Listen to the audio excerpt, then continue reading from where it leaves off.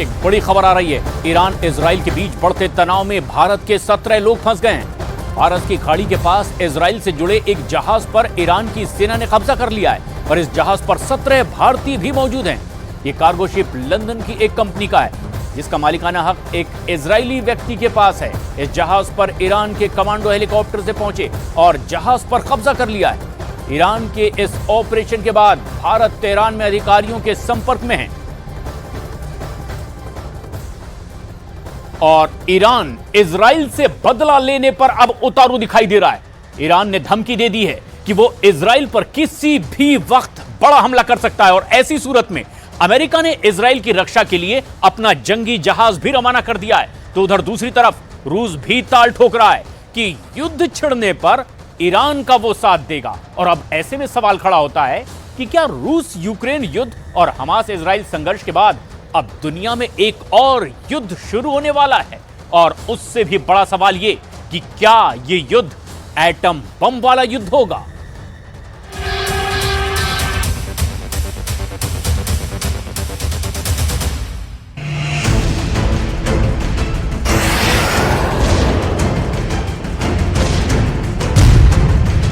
खाड़ी खौल रही है।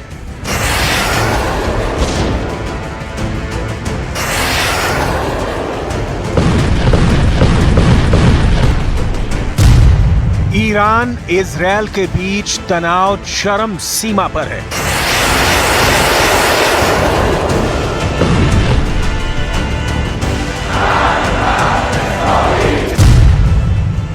पश्चिमी मीडिया में रिपोर्ट छप रही है कि किसी भी वक्त ईरान इजरायल पर हमला कर सकता है।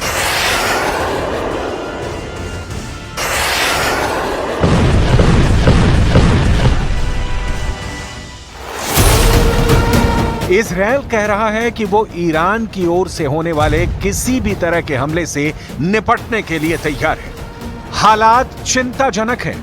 युद्ध की रणभेरी बजने से पहले ईरान और इजरायल दोनों जमीन से आसमान तक, पानी से लेकर पाताल तक अपनी शक्ति तौल रहे हैं। ईरान इजरायल युद्ध भड़कता है तो इसकी चिंगारी इन दो देशों के बीच ही सीमित नहीं रहेगी। ये आग मॉस्को भी पहुंचेगी, ये आग वॉशिंगटन भी पहुंचेगी और तब होगा दुनिया का अब तक का सबसे विनाशकारी युद्ध, सबसे भयंकर, सबसे ज्यादा रक्तपात वाला संग्राम, जिसमें जमीन तो इजरायल ईरान की होगी लेकिन आमने सामने होंगे दुनिया के दो ताकतवर देश अमेरिका और रूस।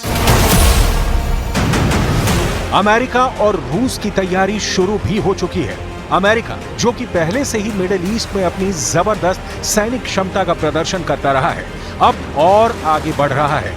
इजरायल पर ईरान की ओर से किसी भी संभावित हमले को रोकने के लिए अमेरिका ने भूमध्य सागर में अपने 2 विध्वंसक जहाज उतार दिए हैं।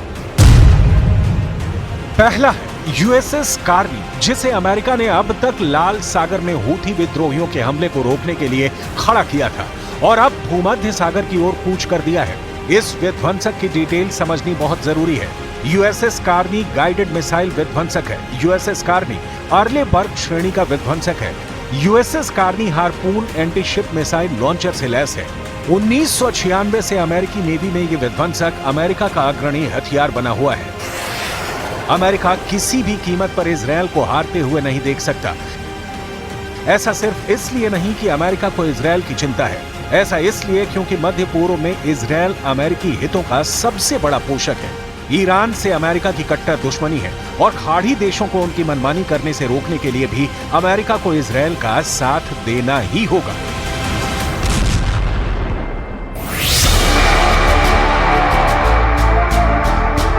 ये बहुत बड़ी वजह है कि जिसे देखते हुए ईरान इजरायल के खिलाफ सीधी कार्रवाई करने से अब तक बचता रहा है। लेकिन अब इजरायल ने ईरान के सीरिया वाले दूतावास पर अटैक कर दिया है, जिसे ईरान बर्दाश्त करता है तो उसकी इमेज मुस्लिम देशों के बीच खराब होगी।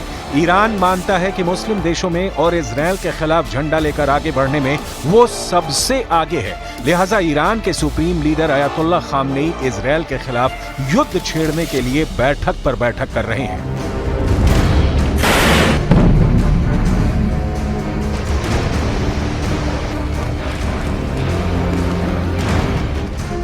और उधर अमेरिका साफ लहजे में कह रहा है कि ईरान को किसी भी कीमत पर रोकना होगा। सुनिए अमेरिका के राष्ट्रपति जो बाइडेन ने क्या कहा है। We are devoted to the defense of Israel. We will support Israel. We will help defend Israel, and Iran will not succeed.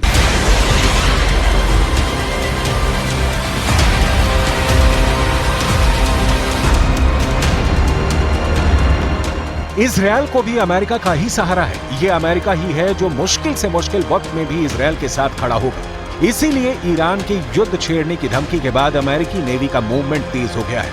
USS Carney विध्वंसक की डिटेल आपको दिखाई, अब दूसरे विध्वंसक से जुड़ी डिटेल देखिए।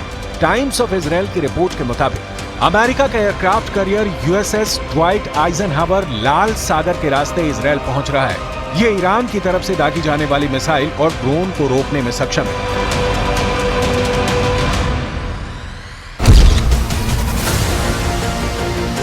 ये पूरी दुनिया का सबसे बड़ा न्यूक्लियर पावर्ड एयरक्राफ्ट कैरियर है जो परमाणु हथियार, अत्याधुनिक फाइटर जेट और रेडार सिस्टम से लैस है। इसकी क्षमता 5000 सैनिकों को ले जाने की है। इराक और अफगानिस्तान में अमेरिकी सेना के अभियानों में मदद पहुंचाने के लिए एक अहम भूमिका निभा चुका है।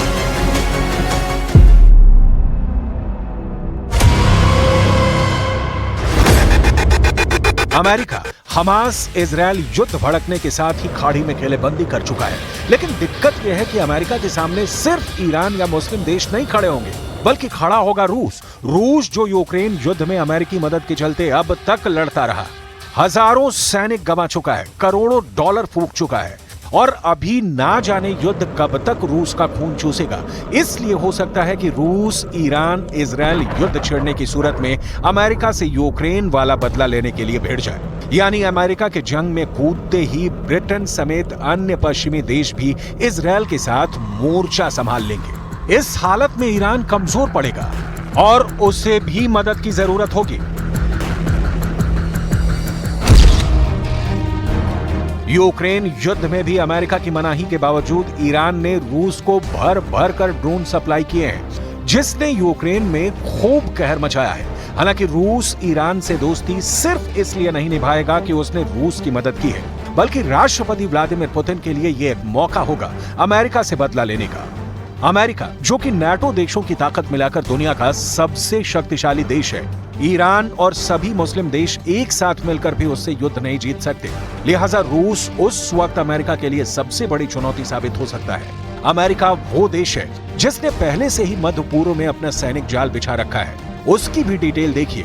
मध्य पूर्व के 8 देशों में अमेरिकी सैनिकों की तैनाती देखिए। Turkey 1465, Iraq 2500, Syria 800, Kuwait 13500, Jordan 3000, Saudi Arabia 2700, Qatar 10,000, संयुक्त अरब अमीरात 3500।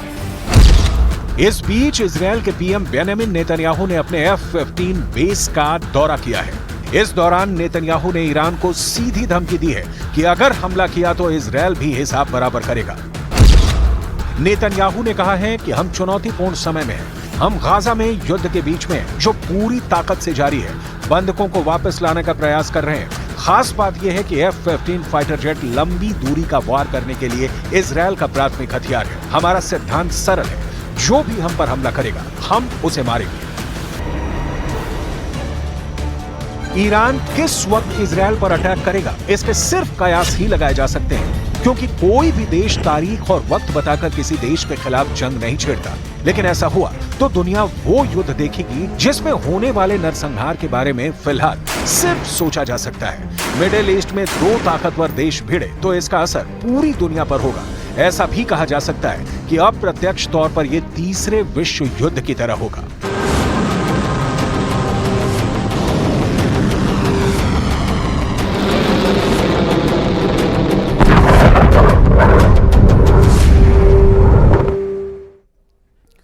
आज सुबह से ही इजराइल हाई अलर्ट पर है और इजराइल के आयरन डोम का मुकाबला अब पहली बार ईरान के मिसाइलों से होने वाला है। और ईरान भी एक ऐसा मुल्क है जिसने अपनी राजधानी तेहरान के चौराहों पर बैनर लगवा दिए कि इजराइल हमारी मिसाइलों की रेंज से सिर्फ 5 मिनट की दूरी पर है।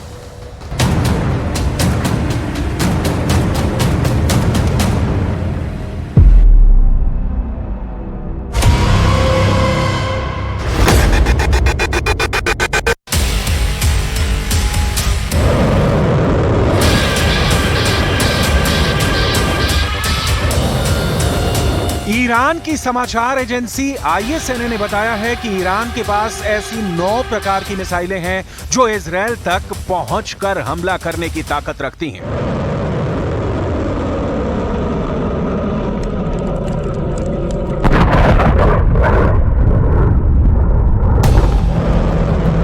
इनमें से कुछ की स्पीड 900 किलोमीटर प्रति घंटे की रफ्तार से 2000 किलोमीटर की रेंज में जाकर हमले कर सकती हैं।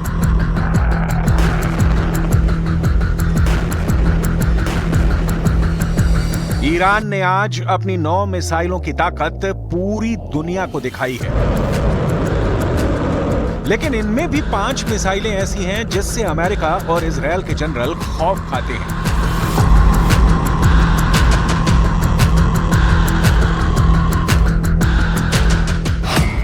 ईरान की पहली घातक मिसाइल सेज्जिल मिसाइल। सेज्जिल मिसाइल ईरान के द्वारा 2 चरणों में विकसित की गई है।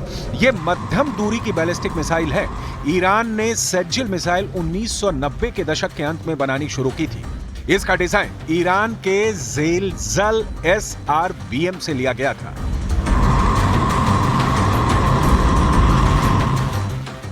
सेज्जिल मिसाइल की लंबाई 18 मीटर, व्यास 1.25 मीटर और कुल वजन 23,600 किलोग्राम है। ये 2000 किलोमीटर की रेंज तक हमले कर सकती है। यह हमला 700 किलोग्राम के पेलोड बारूद के साथ हो सकता है। ईरान की दूसरी घातक मिसाइल खैबर मिसाइल।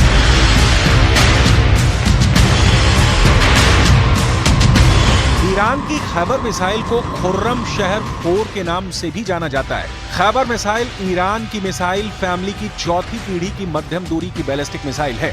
यह मिसाइल ईरान के रक्षा मंत्रालय ने बनाई है।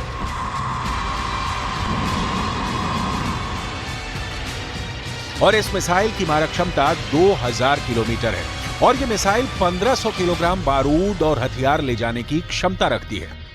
इस मिसाइल का नाम ईरानी शहर खुर्रम शहर के नाम पर रखा गया था, जो 1980 के दशक में इराक ईरान युद्ध के दौरान खतरनाक जंग का एक मैदान बन गया था।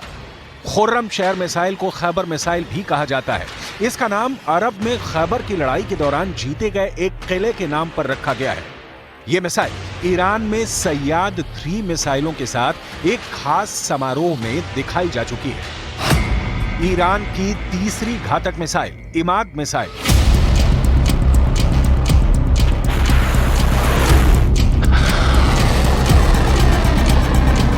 इमाद मिसाइल ईरान के मिसाइल कार्यक्रम की एक महत्वपूर्ण कड़ी है।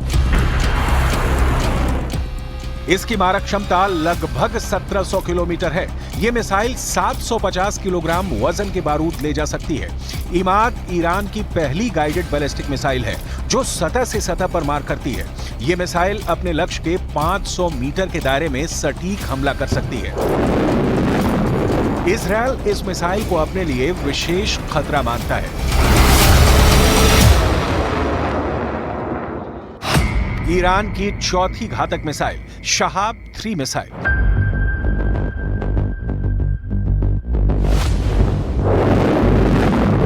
शहाब मिसाइल भी ईरान ने विकसित की है। यह ईरान का स्वदेशी प्रोजेक्ट है, लेकिन इसका डिजाइन उत्तर कोरिया की नोडोंग 1 पर आधारित मध्यम दूरी की मिसाइल पर मिलता जुलता है। इसमें तरल ईंधन का इस्तेमाल होता है।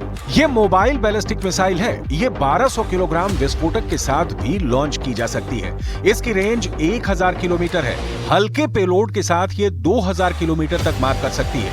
यह मिसाइल चीन में बनी हुए दिशा निर्देशक के द्वारा संचालित होती है। शहाब 3 मिसाइल का इस्तेमाल ईरान की elite force Islamic Revolutionary Guards force ही करती है।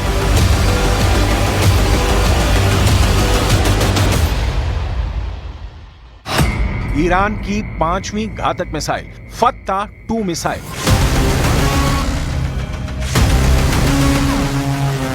फत्ता 2 ईरान में विकसित हाइपरसोनिक मिसाइल का एक नया एडिशन है। हाइपरसोनिक क्रूज मिसाइलों की टेक्नोलॉजी को मिलाकर बनाई गई है। इस प्रोजेक्ट पर अब भी काम हो रहा है और भविष्य में इसके और संस्करण बनाए जाने की उम्मीद है। फत्ताह 2 मिसाइल की मारक क्षमता 1500 से 1800 किलोमीटर है और इसे बिना पहचाने लक्ष्य को भेदने और निशाना साधने के लिए डिजाइन किया गया है। इस मिसाइल के 2 हिस्से हैं। पहला हिस्सा फत्ताह ठोस ईंधन बूस्टर है, जो मिसाइल को अंतरिक्ष से एक निश्चित ऊंचाई तक ले जाता है, और दूसरा हिस्सा ग्लाइडिंग वॉरहेड है, जो बूस्टर से अलग होता है और इसमें एक तरल ईंधन वाला रॉकेट इंजन है। फत्ताह 2 मिसाइल को ईरान के लिए रणनीतिक हथियार के रूप में डिजाइन किया गया है, जो उच्च सटीकता के साथ लक्ष्य पर हमला करने और पहचान से बचने की क्षमता रखती है।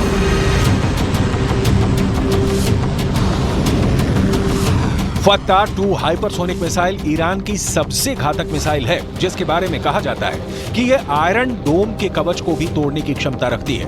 दरअसल अभी तक इस मिसाइल को लेकर ईरान ने बड़े-बड़े दावे किए हैं और इनमें से एक दावा यह भी है कि यह मिसाइल आयरन डोम को तोड़ देगी।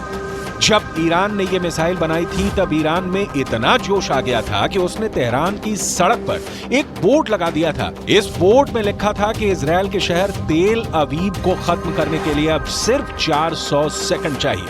आखिर ईरान की हाइपरसोनिक मिसाइल में ऐसा क्या है कि वो सिर्फ 400 सेकंड में इजरायल को तबाह कर देगी।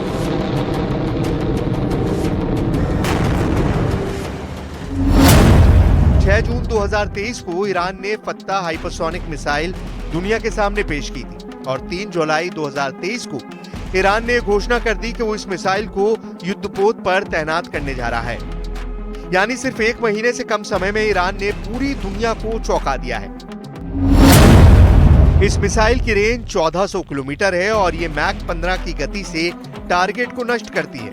मैक 15 का मतलब ये है कि सिर्फ 1 सेकंड के अंदर करीब 5 किलोमीटर की दूरी तय कर लेगी। इस हिसाब से ईरान इराक बॉर्डर से 1287 किलोमीटर दूर इजराइल तक पहुंचने में इस मिसाइल को सिर्फ 257 सेकंड लगेंगे। यानी ये मिसाइल सिर्फ 4.5 मिनट के अंदर इजराइल को हिट कर देगी। ईरान के अंदर इस हाइपरसोनिक मिसाइल के निर्माण के बाद बहुत जबरदस्त जोश है। ईरान के सरकारी टीवी में यह दावा किया गया है कि यह हाइपरसोनिक मिसाइल अमेरिका के एयर डिफेंस और इजराइल के आयरन डोम के डिफेंस को भी भेदने में सक्षम है। ईरान के इन बड़े बड़े दावों पर इजराइल की भी त्योरियां चढ़ गई हैं। इजराइल के रक्षा मंत्री योव गैलेंट ने ईरान के दावों को खारिज करते हुए कहा है कि मैंने सुना है कि हमारे दुश्मन उन हथियारों के बारे में शेखी भगा रहे हैं जो वो विकसित कर रहे हैं। हमारे पास ऐसे किसी भी विकसित हथियार के लिए और भी बेहतर जवाबी हथियार तैयार हैं, चाहे जमीन पर, हवा में या समुद्री क्षेत्र में। ईरान जहां भी हमला करेगा बेहतरीन जवाब मिलेगा। इजराइल की सरकारी डिफेंस कंपनी रफाइल ने बताया है कि उसके पास हाइपरसोनिक मिसाइल इंटरसेप्टर करने वाला सिस्टम है। कंपनी के ट्विटर हैंडल पर एक डिफेंस सिस्टम वाला वीडियो भी रिलीज किया गया है।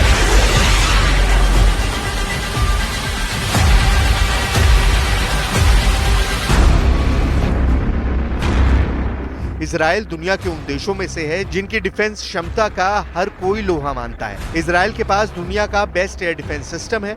इजराइल का दावा है कि उसने दुनिया में पहली बार हाइपरसोनिक मिसाइल का भी इंटरसेप्टर तैयार कर लिया है। स्काईसोनिक नाम का हाइपरसोनिक मिसाइल इंटरसेप्टर सिस्टम आवाज से 10 गुना तेज यानी मैक 10 तक की रफ्तार से गुजरती मिसाइलों को ट्रेस कर सकता है। हाइपरसोनिक मिसाइल लॉन्च होने के बाद भी अपनी राह बदल लेती है। स्काईसोनिक फिर भी उन्हें ट्रैक कर लेगा। यही नहीं, स्काईसोनिक हाइपरसोनिक बैलिस्टिक मिसाइल और हाइपरसोनिक क्रूज मिसाइल दोनों तरह की मिसाइलों को इंटरसेप्ट कर सकता है। इजराइल ने बिल्कुल साफ कर दिया है कि उसको पता है कि अपने नागरिकों की सुरक्षा कैसे करनी है। अगर युद्ध हुआ तो दुश्मनों पर करारा प्रहार करेंगे। अगर युद्ध हुआ तो ये पता चल जाएगा कि कौन ज्यादा ताकतवर है। आखिर हाइपरसोनिक मिसाइल में ऐसा क्या खास होता है जो हर देश इसको बनाना चाहता है? हाइपरसोनिक मिसाइल एक ऐसा हथियार है जो 5 मैक की गति या इससे भी ज्यादा की स्पीड से उड़ान भरती है। 1 मैक स्पीड का मतलब है ध्वनि की स्पीड के बराबर की गति। ध्वनि यानी आवाज 1 घंटे में 1225 किलोमीटर की दूरी तय कर लेती है। इस तरह 1 मैक स्पीड का मतलब है 1225 किलोमीटर प्रति घंटा। 5 मैक स्पीड का मतलब है 6125 किलोमीटर प्रति घंटे की रफ्तार। हाइपरसोनिक मिसाइल बैलिस्टिक मिसाइल से ज्यादा सटीक निशाना लगाती है। हाइपरसोनिक मिसाइल कम ऊंचाई पर गुजरने की वजह से रडार की पकड़ में नहीं आती है। यही वजह है कि हाइपरसोनिक मिसाइल एयर डिफेंस को तोड़ देती है और दुश्मन पर बहुत तेज हमला करती है। इतना तेज हमला कि दुश्मन को संभलने का मौका भी नहीं मिलता। जैसे रूस की किंजल मिसाइल हाइपरसोनिक मिसाइल है जिसने यूक्रेन में कहर ढा दिया। यूरोप के कई देशों ने यूक्रेन को अपने एयर डिफेंस दिए हैं, फिर भी किंजल हाइपरसोनिक मिसाइल को कोई एयर डिफेंस नहीं रोक सका। और यही वजह है कि हाइपरसोनिक मिसाइल के निर्माण का दावा करके ईरान के रेवोल्यूशनरी गार्ड के कमांडर्स फूले नहीं समा रहे।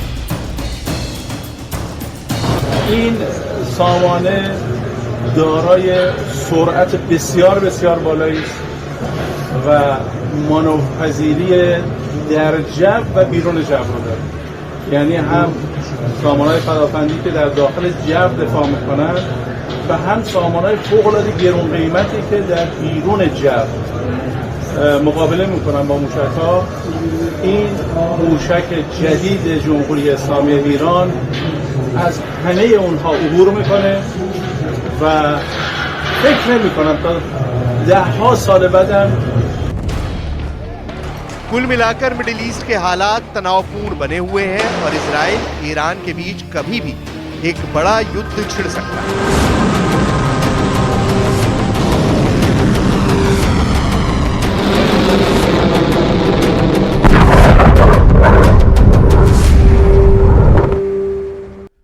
और अब हम आपके लिए लेकर आए हैं कैफे केस की इनसाइड स्टोरी। बेंगलुरु के रामेश्वरम कैफे ब्लास्ट केस में पकड़े गए 2 आरोपियों ने अब सच उगलना शुरू कर दिया है और दोनों ने पूछताछ में यह कबूल किया है कि उनका इरादा देश के कई राज्यों में धमाके करने का था। आरोपियों ने जांच एजेंसियों को यह भी बताया है कि उन्हें धमाके के निर्देश ISIS खुरासान से मिल रहे थे।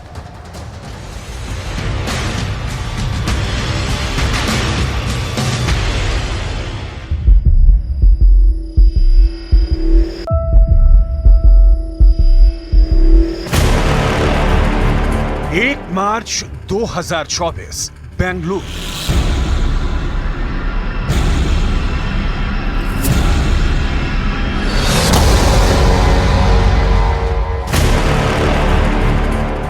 अप्रैल 2024 कोलकाता।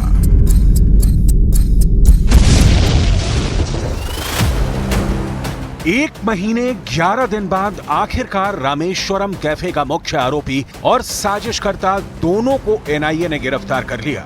गौर से ब्लास्ट केस के इन दोनों आरोपियों को देख लीजिए। पहला है अब्दुल मतीन ताहा और दूसरा है मुसाविर हुसैन शाजिब। NIA के मुताबिक शाजिब ने कैफे में IED रखा था, जबकि ताहा ने इसका पूरा प्लान तैयार किया था।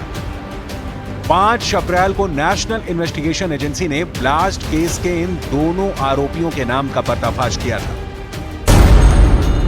उसके बाद NIA ने दोनों की तलाश में कर्नाटक, तमिलनाडु और उत्तर प्रदेश के 18 ठिकानों पर छापेमारी की थी। लेकिन 12 अप्रैल की सुबह जांच एजेंसी को पता चला कि ये दोनों शातिर आरोपी पहचान छिपाकर पश्चिम बंगाल के कोलकाता में छिपे हुए हैं। ताहा और शाजिब दोनों कोलकाता में जाली आधार कार्ड के आधार पर कई होटलों में रुके। दोनों ने फर्जी आधार कार्ड देकर होटलों में चेक इन किया। दोनों ने छिपने के लिए हिंदू नाम से बनाए गए आधार कार्ड का इस्तेमाल किया। कोलकाता में ड्रीम गेस्ट हाउस में चेक इन करते वक्त काउंटर पर का वीडियो CCTV में कैद हुआ है। एज पर जैसी होता है वो आता है, आए और लिखा है, पेमेंट किया, अपना रूम में चला गया। इतना ही तक हम लोग जानते हैं। और गतिविधि के बाद जो उतारे वो अपना जाते थे, खाना उना लाने जाते थे अपना, बस इतना ही तक हम लोग जानते थे। जब हम लोग के इधर इन्वेस्टिगेशन NIA के आदमी आए थे जब, तो उस टाइम में हम लोग को नहीं बताया उन लोग क्या है नहीं है। आए डायरेक्ट हम लोग से पूछे जो आपका रजिस्टर चेक करना है। हम लोग आए तो हम लोग कहाँ से आए, तो बोले हम लोग इससे आए, NIA से आ रहे हैं। NIA एक्शन में आई और दोनों को फरार होने से पहले दबोच लिया। 29 मार्च से दोनों पर 10 लाख रुपए का इनाम घोषित था। दोनों की तलाश के लिए जगह जगह वांटेड के पोस्टर भी चिपकाए गए थे। ताहा और शाजिब की गिरफ्तारी में सिर्फ NIA की भूमिका नहीं है, बल्कि इसमें पश्चिम Bengal police, Kerala police, Karnataka police और तेलंगाना पुलिस की भी भूमिका है। राज्य पुलिस और साथ ही साथ केंद्रीय जांच एजेंसी के बेहतर तालमेल से इन दोनों की गिरफ्तारी हो सकी है। फिलहाल दोनों एनआईए के कब्जे में हैं और एनआईए इनसे रामेश्वरम कैफे ब्लास्ट मामले में हर एक राज उगलवा रही है। अब्दुल मतीन ताहा और मुसाविर हुसैन शाजिब दोनों ही शिवमोगा जिले के तीर्थहल्ली के रहने वाले हैं। मुसाविर हुसैन शाजिब ने ही कैफे में आईईडी रखा था और अब्दुल मतीन ताहा विस्फोट की योजना बनाने, उसे अंजाम देने और उसके बाद कानून के शिकंजे से बचने का मास्टरमाइंड है। आरोपी ताहा तमिलनाडु के पुलिस इंस्पेक्टर के विल्सन की हत्या के मामले में भी वांटेड था। एनआईए के मुताबिक शाजिब और ताहा दोनों ही आईएसआईएस मॉड्यूल का हिस्सा हैं। इसकी पुष्टि मॉड्यूल के सदस्यों ने भी की थी, जिन्हें पहले गिरफ्तार किया गया था। दोनों आरोपियों से पूछताछ में अब एक के बाद एक राजफाश हो रहा है। दोनों आरोपियों ने जो पूछताछ में अब तक कबूल किया है वो ये कि दोनों आतंकी आईएसआईएस अल हिंद मॉड्यूल से जुड़े हैं। कर्नाटक, केरल और महाराष्ट्र इस मॉड्यूल के निशाने पर खास तौर पर है। दोनों आरोपियों की योजना बड़े पैमाने पर इन राज्यों में विस्फोट करने की थी। एनआईए सूत्रों के मुताबिक पाकिस्तान अफगानिस्तान सीमा पर आईएसआईएस खुरासान के निर्देश पर इस मॉड्यूल को पिछले 3 सालों से संचालित किया जा रहा है। खुफिया एजेंसी का यह भी मानना है कि ताहा और शाजिब को विदेशों से निर्देश मिलते थे। आईएसआईएस अल हिंद मॉड्यूल देश के लिए बड़ा खतरा है। कई राज्यों में अल हिंद मॉड्यूल के स्लीपर सेल फैले हैं। रामेश्वरम कैफे ब्लास्ट को लेकर कहा गया कि ये लो इंटेंसिटी यानी कम तीव्रता वाले आईईडी के जरिए अंजाम दिया गया, लेकिन ये ब्लास्ट कितना सुनियोजित और किस बड़ी साजिश के साथ किया गया था उसकी डिटेल देखिए। और यही वजह है कि एनआईए जैसी एजेंसी को इनकी तलाश में महीने भर से भी ज्यादा लग गए। रामेश्वरम कैफे ब्लास्ट की पूरी कहानी सीसीटीवी में कैद है। एनआईए ने मुख्य आरोपी की पहचान आसपास के 1000 से अधिक सीसीटीवी कैमरों की जांच करके की थी। केस की जांच के दौरान सीसीटीवी फुटेज में देखा कि मास्क लगाए हुए एक व्यक्ति कैफे के पास बस से उतरता है और 11:30 बजे कैफे में दाखिल होता है। वो एक बैग लेकर आया था। कैफे में उसने इडली ऑर्डर की, काउंटर पर पेमेंट करके टोकन लिया। इसके बाद 11:45 पर बैग को डस्टबिन के पास रखकर चला गया। 1 घंटे के बाद यानी 12:45 पर इसी बैग में टाइमर के जरिए धमाका हुआ था, जिसमें 9 लोग घायल हुए थे। यही नहीं, एनआईए ने जांच के दौरान आरोपी के टोपी पहनने वाले एंगल की भी तलाश की। एनआईए के मुताबिक आरोपी अब्दुल मतीन ताहा हमेशा टोपी पहनता था, जो उसने चेन्नई में रहने के दौरान खरीदी थी। संदिग्ध हमलावर को विस्फोट के दिन वही टोपी पहने हुए देखा गया था। जांच में पाया गया कि इस टोपी के सिर्फ 420 ही बेचे गए थे। एक अन्य सीसीटीवी फुटेज में एनआईए अधिकारियों ने ताहा को चेन्नई के एक मॉल से टोपी खरीदते हुए देखा। विस्फोट के बाद संदिग्ध ने कैफे से कुछ दूरी पर टोपी गिरा दी थी। जांच करने पर पता चला कि टोपी जनवरी के आखिर में मॉल से खरीदी गई थी। टोपी में बाल मिले, जिसे फॉरेंसिक जांच के लिए भेजा गया था। आरोपी के माता-पिता के डीएनए सैंपल से इसे मिलाया गया। माता-पिता ने उसका सीसीटीवी फुटेज देखा और पुष्टि की थी कि जो व्यक्ति देखा गया वो उनका बेटा है। एनआईए ने 26 मार्च को चिकमंगलुरु के रहने वाले मुजम्मिल शरीफ को गिरफ्तार किया था। मुजम्मिल ने मुसाविर हुसैन शाजिब और अब्दुल मतीन ताहा को ब्लास्ट से जुड़ा सामान मुहैया कराया था। मुजम्मिल को पकड़ने के लिए एनआईए ने 3 राज्यों कर्नाटक, तमिलनाडु और उत्तर प्रदेश में छापेमारी की। तलाशी के दौरान कुछ कैश के साथ डिजिटल डिवाइस भी जब्त किए गए थे। 5 अप्रैल को एनआईए के सामने पूरी तस्वीर साफ हो गई थी। रामेश्वरम कैफे ब्लास्ट के कर्ता धर्ता कौन थे, किसने आईईडी बैग जो है वो कूड़े के बगल में रखा था और इसके पीछे प्लानिंग मास्टर जो है कौन थे। मगर मुश्किलें एनआईए के लिए तब बढ़ गई जब अब्दुल मतीन ताहा और शाजिब जो है वो एनआईए के पकड़ में नहीं आ रहे थे, जिसके लिए एनआईए ने कई जगहों पर छापेमारी की और जितने भी संभव सूत्र थे सबको खंगालने की कोशिश भी की। संभावना जताई जा रही है कि दोनों ताहा और शाजिब से पूछताछ होने पर कर्नाटक समेत कई राज्यों में फैले स्लीपर सेल मॉड्यूल का पर्दाफाश हो सकता है। ये भी कहा जा रहा है कि हो सकता है कि आरोपी विदेशी हैंडलर के भी संपर्क में थे, जिससे उसे लगातार निर्देश मिल रहा था। हालांकि रामेश्वरम कैफे ब्लास्ट में जिस आईएसआईएस मॉड्यूल के इस्तेमाल होने की बात कही जा रही है, उसका पूरा सच सामने आना अभी बाकी है। ताहा और शाजिब ने जो अब तक कबूल किया है उससे जो अब तक साफ हो पाया है वो ये कि विदेशी आकाओं के ऑर्डर पर हिंदुस्तान को जलाने की देश में छिपे आतंकी साजिश में जुटे हैं। लेकिन इन आतंकियों के साथ दिक्कत ये है कि अपने मंसूबे में मनचाहे ढंग से कामयाब नहीं हो पा रहे हैं, क्योंकि देश की खुफिया एजेंसियां सजग, सावधान और सचेत हैं।